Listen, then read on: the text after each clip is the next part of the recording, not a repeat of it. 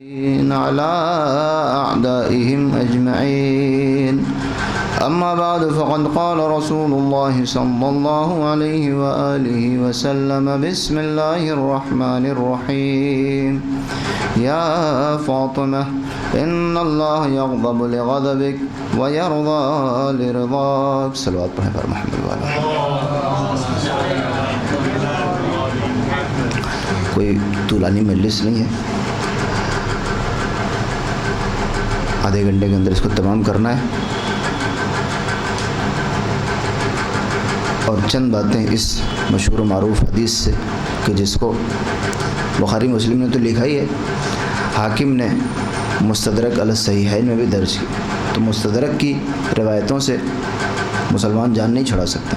آپ کا دعویٰ ہی یہ ہے کہ اس میں کاٹ چھانٹ کر لی گئی، تو اب اس روایت میں کسی قسم کی چھان بین کی ضرورت محسوس نہیں ہوتی. ایک صلوات پڑھ دے بار محمد وآل محمد. فطری طور پر انسان کے اندر جو چند باتیں پائی جاتی ہیں سب کے اندر، حتیٰ یہ کہ ہر ذی روح کے اندر جو گنتی کی چند چیزیں ہیں ان میں سے ایک انسان کا فائدہ اور نقصان کے حوالے سے الرٹ رہنا ہے، جس کو اصول میں کہتے ہیں جلب المنفعہ و دفع المفسدہ. فائدہ پہنچے اور نقصان نہ پہنچے، یہ ہر آدمی چاہتا ہے. یہاں پر جانور بھی اس میں شریک ہے. جانور بھی نقصان نہیں برداشت کرنا چاہتا اور فائدے کو چھوڑنا نہیں چاہتا، توجہ چاہتا ہے. یہ والا فین نمبر. ایک صلوات پڑھ دے بار محمد وآل محمد. تو اس زندگی میں اگر جانوروں کی طرح ہمیں زندگی گزارنی ہے کہ بس اپنا ہی فائدہ کرتے رہیں، اپنے آپ کو نقصان سے بچاتے رہیں، باقی دنیا کا جو ہوتا ہے ہوتا رہے گا، لہذا خداوند عالم اس کے لیے انسانوں کو ٹوکتا ہے. اور وہ جو حرف تشبیہ کے ساتھ خداوند عالم نے انسانوں کو تشبیہ دی ہے اس میں اکثر منفی ہے. اولئک کالانعام بل ہم اضل کأنہم خشب مسندہ کأنہم جراد منتشر. کیوں؟ کیونکہ یہ ساری زندگی صرف اپنا ہی فائدہ. ان کی تفصیلات میں آپ جائیں، منافقین کے بارے میں، قبر میں جانے والوں کے بارے میں، یا صرف اپنے بارے میں سوچنے والوں کو خداوند عالم کہتا ہے کہ یہ جانوروں سے بھی بدتر ہے. کیوں؟ کیونکہ ان کے پاس کم از کم عقل نہیں ہے. تو خداوند عالم چاہتا ہے کہ آپ، اور کچھ حد تک ہم کر لیتے ہیں، لیکن خداوند عالم اسے اور اگلے درجے تک لے جانا چاہتا ہے. بطور مثال یہ کام جانور نہیں کرتا، توجہ سنیے گا.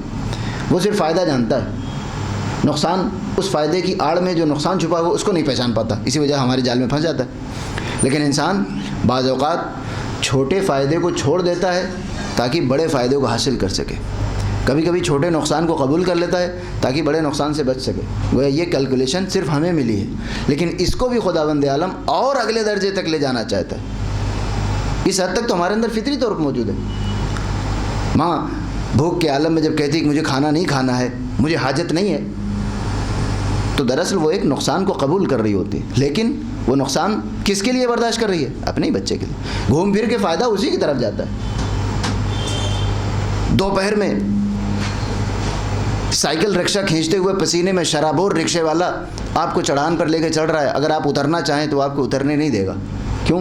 کیونکہ وہ اس نقصان کو قبول کر رہا ہے. یہ نقصان اس فائدے کے مقابلے میں کچھ بھی نہیں ہے جو تھوڑی دیر کے بعد اسے کرائے کی شکل میں ملنے والا ہے. لیکن اس نقصان کو قبول کر رہا ہے کس کے لیے؟ اپنے لیے. تو ہم نقصان قبول کر لیتے ہیں، فائدہ چھوڑ دیتے ہیں، لیکن دراصل اس کا فائدہ اور نقصان سب کچھ ہماری ہی طرف پلٹ رہا ہوتا ہے. اللہ کہتا ہے کہ نہیں، تم اپنی خوشی اور اپنی ناراضگی اور اپنی رضامندی یہ سب کچھ میرے حوالے کر دو. مغرب اور عشاء کے درمیان آپ یہ آیت پڑھتے ہیں، وَظَنُّونَ إِذْ ذَهَبَ مُغَاضِبًا فَظَنَّ أَن لَّن نَّقْدِرَ عَلَيْهِ فَنَادَىٰ فِي الظُّلُمَاتِ أَن لَّا إِلَٰهَ إِلَّا أَنتَ سُبْحَانَكَ إِنِّي كُنتُ مِنَ الظَّالِمِينَ. ایک صلوات پڑھ دے بار محمد وآل. اتنا سخت لہجہ خداوند عالم نے کہ یاد کرو جب وہ نکلے، کیا ذهب مغاضبا، غصے کے عالم میں نکل گئے تھے. ساری زندگی بیچارے نے تبلیغ کی اور 2 افراد ایمان لے کر آئے. تو غصے کا مقام ہے کہ نہیں ہے؟ ہم ہوتے تو اور پہلے ناراض ہو جاتے. ہماری عمر ہی 100 برس کی ہے، وہ ہزار برس کی عمر، اس پوری عمر گزار دینے کے بعد اگر 2 افراد مسلمان آئیں تو کیا آدمی غصے میں محلے سے نکلنے کا بھی اختیار نہیں رکھتا؟ انہوں نے کوئی شکایت نہیں کی تھی، شکوہ نہیں کیا تھا. کتنا سخت. فَظَنَّ أَن لَّن نَّقْدِرَ عَلَيْهِ، ان کو لگا کہ ہم ان کے اوپر گرفت نہیں رکھتے. اور جب مچھلی کے پیٹ میں پھینک دیے گئے، دریا میں پھینکے گئے بعد میں، بالآخر نتیجے کے طور پر مچھلی کے پیٹ میں جب پہنچے تو اس اندھیرے سے آواز دی، سبحانک انی کنت من الظالمین۔ اب انہیں کے منہ سے اچھا لگتا، ہم تو کہہ بھی نہیں سکتے کہ نبی کے بارے میں کہ میں ظلم کرنے والوں میں سے تھا، اور وہ ہے کیا؟ صرف ناراض ہو گئے۔ گویا خداوند عالم اپنے فائدے، اپنے نقصان، اپنی رضامندی، اپنی ناراضگی کو بہت زیادہ تحسین آمیز نظروں سے نہیں دیکھتا ہے، جب تک کہ آپ اس کی رضامندی پہ راضی نہ ہوں اور اس کے ناراض ہونے پہ ناراض نہ ہوں۔ ہمارا نمائندہ شخص ہوتا ہے نا نبی، معصومین کو اگر آپ نکال دیں تو انبیاء کون ہیں؟ انسانوں میں سب سے سربراہ افراد ہیں، ان کو بھی خداوند عالم کہتا ہے کہ مکمل طور پر یہ خداوند عالم کی ناراضگی کو بھی مد نظر نہیں رکھ سکتے اور خداوند عالم کی رضامندی کو بھی مد نظر نہیں رکھ سکتے۔ کیا کیا تھا بیچارے نے؟ ایسی جگہ ناراض ہو گئے تھے کہ جہاں اللہ ابھی ناراض نہیں ہوا تھا، اس کے علاوہ کوئی اور جرم نہیں کیا تھا انہوں نے، اور خداوند عالم نے ان کے منہ سے یہ جملہ نکلوا دیا کہ نہیں نہیں میرے معبود میں ظالم ہوں۔ کیا کیا؟ اللہ کی مرضی پر مرضی اپنی منطبق نہیں کر سکے، اللہ کی ناراضگی سے اپنی ناراضگی کو ملا کر چل نہیں سکے۔ گویا ہمارا سارا درد سر ہی یہ ہے کہ کس طرح اللہ کی رضامندی پر ہم راضی ہوں اور اللہ کی ناراضگی پہ ہم ناراض ہوں۔ فاطمہ نے اللہ کی مرضی اور ناراضگی کو مطابق اپنے آپ کو اتنا ڈھال لیا ہے کہ پیغمبر کہتے ہیں فاطمہ اب تمہیں اللہ کی مرضی پر دیکھنے کی ضرورت نہیں ہے، اللہ کی ناراضگی دیکھنے، خود خداوند عالم تمہاری رضامندی سے راضی ہوتا ہے اور تمہارے ناراض ہونے سے ناراض ہوتا ہے۔ ایک سلوات پڑھتے بار محمد و آل محمد۔ ہمارا تو سارا مسئلہ ہی ہے کہ جہاں اللہ ناراض ہوتا ہے وہاں ناراض ہوں، اور اگر یہ نہ کریں تو خداوند عالم طرح طرح کی تشبیہوں سے ہمیں ٹہوکے دیتا ہے۔ غور فرمائے۔ اور آخر پیغمبر اسلام کو اتنی ہائی وولٹیج روایتیں اہل بیت کے بارے میں جو آپ نے فرمائی اپنے بارے میں نہیں فرمائی، خود یہ روایت کہ تمہاری یغضب لغضبک، تمہاری ناراضگی سے اللہ ناراض ہوتا ہے، وَيَرْضَى بِرَضَاكَ، تمہارے راضی ہونے سے اللہ راضی ہوتا ہے۔ یہ اپنے بارے میں نہیں فرمایا حضور نے، حتیٰ کہ مشہور و معروف حدیث آپ نے سن رکھی مولا کائنات کے بارے میں آپ نے فرمایا۔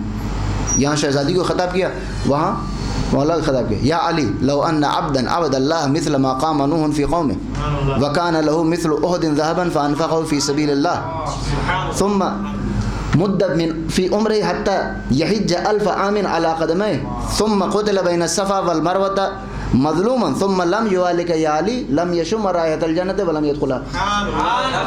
اتنی طولانی، اب اس کا ترجمہ کرنے کے بجائے میرے نیس نے ایک بھی لفظ ادھر ادھر ہونے نہیں دی۔ بندہ 1000 سال عبادت اگر کرے اور زر بقدر کوہ احد راہ حق میں دے، کوہ احد کے برابر سونا، آج کے زمانے میں کوئی احد کا پتھر بھی اگر کسی کے پاس ہے نا تو اچھی خاصی کموڈیٹی ہے، اس کی قیمت ہے۔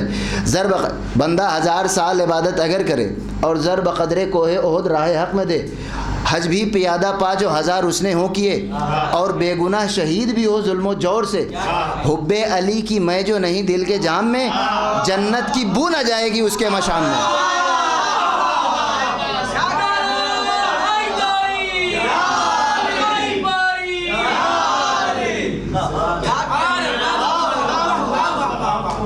اتنی ساری چیزیں کرنے کے بعد 1000 سال قامہ نوح فی قومہ، 950 سال نا، 1000 سال وہ عبادتیں کرے اور ہر سال حج بھی کرتا رہے، تبھی تو 1000 حج ہوں گے۔ اس کے باوجود مظلومیت کی حالت میں کبھی کوئی فائدہ نہیں۔ اب اور ایک مشہور معروف حدیث، اور الا و ممات علی حب آل محمد۔ اور فرم ہمارے جیسے چاپلوس انسان ہوتا ہے تو کہتا ہے حضور آپ کی محبت کوئی معمولی چیز ہے کیا؟ یہ جو اتنی ساری باتیں آپ کہہ رہے ہیں کہ اس کے بغیر سب بیکار ہے، تو اس میں آپ کو یہ کہنا چاہیے الا و ممات علی حب محمد و آل محمد ہونا چاہیے، یہ زیادہ بہتر لگتا، توجہ چاہتا ہوں۔ تو لیکن پیغمبر اسلام نے شہزادی سلام اللہ علیہ کے بارے میں جو روایات ارشاد فرمائی، خود اپنے بارے میں وہ باتیں نہیں کہیں، حتیٰ کہ مولا کائنات کے بارے میں جو کہا اپنے بارے میں نہیں کہا، اہل بیت کے بارے میں کہا، ممات علی حب آل محمد سب کو ایک ساتھ شامل کیا۔ اس میں بھی حضور نے اپنا نام لے رہے۔ اس کی وجہ کیا ہے عزیزان گرامی؟ اس کی وجہ یہ کہ اسلام کی خصوصیت ہی یہ ہے بقیہ ادیان سے کہ اسلام نے صرف تقریریں نہیں کی ہیں بلکہ ان تقریروں کو عملی طور پر مجسم کر کے دکھانے والی شخصیات کا انتظام کیا ہے۔ ورنہ آپ غور فرمائیں 7ویں صدی میں جب اسلام آیا ہے تو کیا صرف لیکچر کی بنیاد پر باقی رہ سکتا تھا؟ بھاری بھاری باتیں پہلے ہی تمام ادیان کہہ کے جا چکے تھے۔ اگر اسلام کہتا کہ اپنی بیٹیوں کو زندہ دفن مت کرو تو اس میں عربوں کے لیے تو کوئی دلچسپی کا سامان ہو سکتا تھا، ہندوستانی تو ہنس کے اڑا دیتے کہ بس یہی سننا رہ گیا تھا۔ کہ ہمارے ہاں خواتین کی پوجا ہو رہی ہے اور آپ کہہ رہے ہیں کہ اپنی بیٹی کو زندہ دفن مت کرو. تو گویا لیکچر بازی کی کوئی کمی نہیں تھی. سارے ادیان اپنے عروج پر پہنچ کر زوال کا بھی شکار ہو رہے تھے.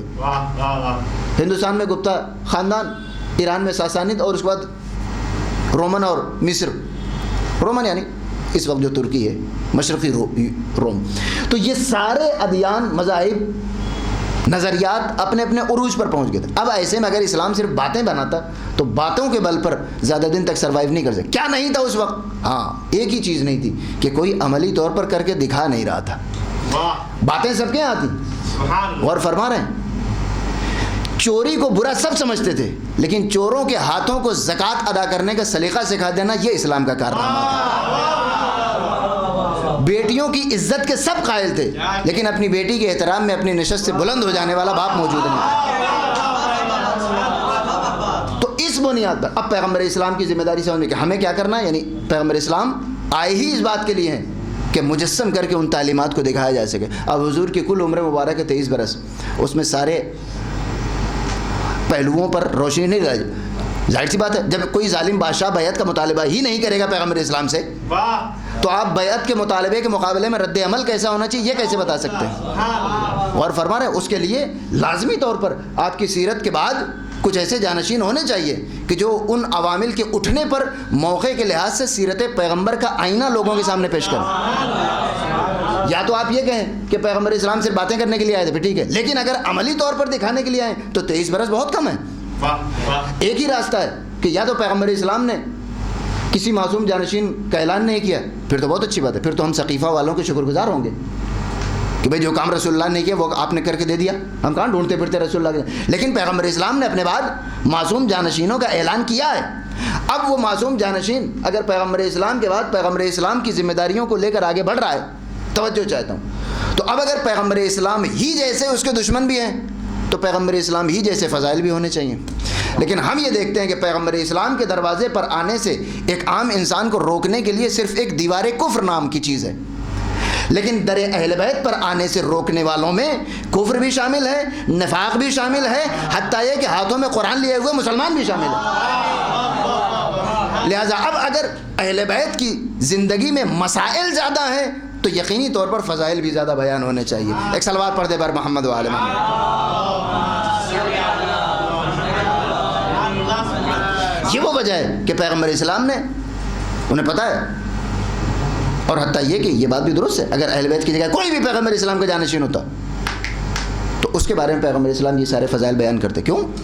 کیونکہ اگر انہیں معلوم ہے کہ میرے بعد مسئلے زیادہ ہوں گے تو اس کا انتظام بھی تو کرنا ہے. اس کیوں کہا تو خدا فَإِن لَمْ تَفْعَلْ فَمَا بَلَّغْتَ رِسَالَتَهُ، سب کچھ تو پہنچا دیا تھا، یہ کیسے کہہ سکتا ہے خدا کہ نہیں پہنچایا؟ نہیں غور فرمایا آپ نے؟ کسی پیغام کو آپ نہ پہنچائیں وہ بھی وہی بات ہے، اور پہنچا دینے کے بعد اس کی حفاظت کا انتظام نہ کریں وہ بھی وہی بات ہے. لہذا پیغمبر اسلام کو خدا بند عالم نے فما بلغتا رسالتہ، بلغتا کے بعد بھی ما بلغتا کیوں کہہ رہا اللہ؟ اس حفاظتی انتظام کی بنیاد پر کہہ رہا ہے کہ کل کو جب اسلام کو مٹا دینے کی کوشش ہوگی تو یہی علی اور اولاد علی اسلام کی مدد کے لیے آگے آئیں گے. اور ہم نے دیکھا کہ 50 سال کے اندر صرف 50، آج بھی اسلام میں چاہے جتنی تبدیلیاں ہو گئی ہوں یزید کے زمانے جتنی خرافات نہیں ہے. اور فرمانا یعنی 50 سال کے اندر تقریباً دین مٹا دیے. اس لیے پیغمبر اسلام نے وہ فضائل بیان کیے کہ جو اپنے بارے میں نہیں بیان کیے. اب نسل انسانی 2 حصوں میں منقسم ہے، صنف ذکور اور صنف نسواں. مردوں میں تو آپ کے پاس 13 عدد جانشین موجود ہیں کہ جن کی زندگی کو آپ اپنے لیے نمونہ عمل اور ایک مرقع بنا کر پیش کر سکتے ہیں کہ ان کو دیکھتے جاؤ اور ایسے اعمال انجام دیتے جاؤ. شہزادی سلام اللہ علیہ صنف نسواں میں اکلوتی شخصیت. اب جتنا اگر یہ تمہید آپ حضرات کے گوش گزار میں کر سکا ہوں، جتنا زیادہ خطرہ شہزادی سلام اللہ علیہ کے دروازے پر پہنچنے میں ہے اتنی ہی زیادہ فضیلتیں پیغمبر اسلام بیان کرتے جائیں گے کہ کوئی در اہل بیت سے محروم نہ ہو. اور یہ باتیں میں ہوا میں نہیں کہہ رہا ہوں. اب آپ خود غور فرمائیں، آج بالکل کرنٹ تمام مسلمان بلا تخصیص مذہب و ملت و مکتب فکر ظالم کا ساتھ دے رہے ہیں نہیں دے رہے ہیں؟ دے رہے ہیں نا. سب پریشان ہیں، ارے کیا ہو گیا؟ مسلمان ہو کر ظالم کے ہاتھوں میں کھیل رہے ہیں، مسلمان ہو کر مظلوموں کی مدد کو نہیں جا رہے ہیں. اب آپ یہ بتائیں کہ کیا وہ بیوقوف ہیں؟ نہیں، بیوقوف نہیں ہے، کچھ فائدہ مل رہا ہوگا جبھی تو کر رہے ہیں، کسی نقصان سے بچنے کے لیے یا کسی فائدے کو حاصل کرنے کے لیے. اور ایسا تو نہیں ہے کہ کوئی ظالم کا ساتھ دے گا مظلوم کا ساتھ چھوڑ دے گا، کچھ تو ہو رہا ہوگا، کچھ فائدہ ہوگا، بالکل ہے. تو وہی فائدہ آپ کیوں نہیں لے لیتے؟ یعنی آپ کو کس نے اتنی عقل مندی دے دی کہ اس فائدے کو جس کو حاصل کرنے کے لیے مسلمان ظالم کی طرف دوڑا چلا جا رہا ہے، آپ اس فائدے کو نگیٹ کر دیجئے، اس نقصان کو اپنے اوپر طاری کر لیجئے، لیکن ظالم کے ساتھ نہ جائیے. یہ عقل مندی آپ کو کس نے دے دی؟ یہ عقل مندی صرف پیروی اہل بیت نے دی ہے آپ کو. پیغمبر اسلام اہل بیت کے فضائل جب بیان کر رہے تھے اس وقت لوگوں کو اندازہ نہیں تھا، لیکن پیغمبر اسلام زبان حال سے کہہ رہے تھے کہ 1000 سال کے بعد جب کفر و شرک، ظلم و صبر اور اعتداء اور مظلومیت میں مارکا رونما ہو اور ساری دنیا ظالم کے ساتھ جائے اور تم مظلوم کے ساتھ کھڑے رہو، تب سمجھنا کہ اہل بیت نے تمہارے اندر کون سا اثر پیدا کیا ہے. پوری دنیا ایک ظالم بادشاہ کی بیعت کر رہی ہو اور تم بیعت سے اپنے ہاتھ کو کھینچ لو، اس وقت سمجھنا کہ حسین نے تمہارے اوپر کون سا احسان کیا ہے. ایک صلوات پڑھ دے بر محمد و آل محمد.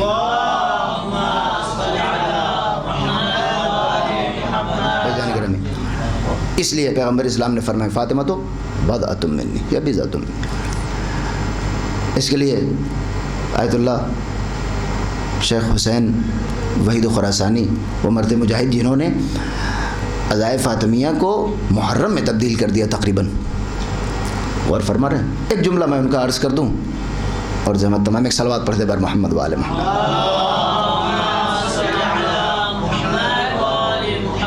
اپنے درس میں وہ بیان کر رہے تھے، اب سے چونکہ وہ اوپن ہوتا ہے، اب تو نہیں ہوتا اتنا، لیکن بہرحال